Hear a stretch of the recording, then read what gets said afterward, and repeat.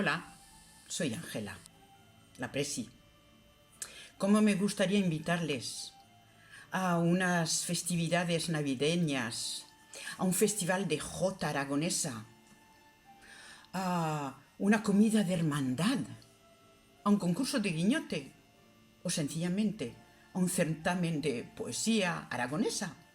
¿No? No va a poder ser. No podremos disfrutar todos juntos de la tradicional semana cultural que nos define como aragoneses. No cantaremos, acompañados de una guitarra, ese villancico que todos conocemos y que nos define y nos sitúa en el centro de la vida social de nuestra casa. Pero me niego rotundamente en oscurecer el panorama del futuro de la historia con nubes cargadas de negatividad. Os invito a dar relieve a lo que somos, a la alegría innata que traíamos al nacer en nuestros genes. Llamemos a la familia por el teléfono este que utilizamos tan mal. Digámosles cuánto les queremos.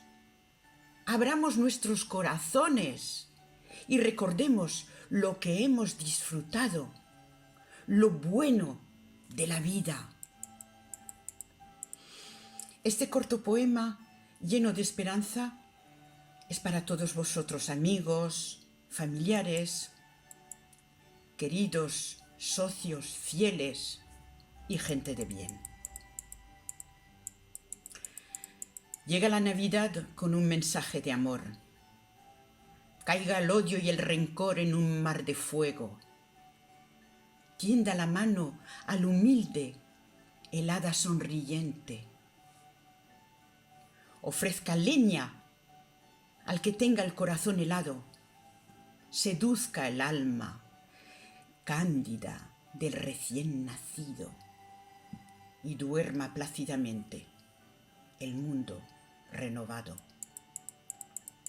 Cuando el cielo se abra, dando paso a la luz, alzaremos nuestras voces al unísono.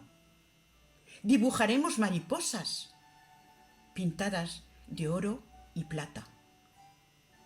Y secaremos las lágrimas con papel de seda. Sellaremos con cariño un pacto de bondad.